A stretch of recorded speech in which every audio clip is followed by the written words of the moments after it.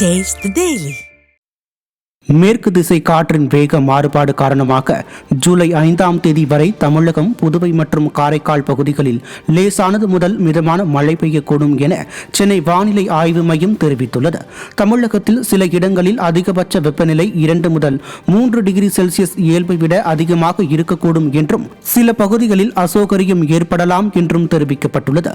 சென்னையில் வரும் திங்கட்கிழமை சில பகுதிகளில் லேசான மழை பெய்ய வாய்ப்புள்ளதாகவும், வெப்பநிலை அதிகபட்சமாக 38 டிகிரி செல்சியஸை ஒட்டியும் குறைந்தபட்சமாக 28 முதல் 29 டிகிரி செல்சியஸை ஒட்டியும் இருக்கக்கூடும் என்றும் கூறப்பட்டுள்ளது.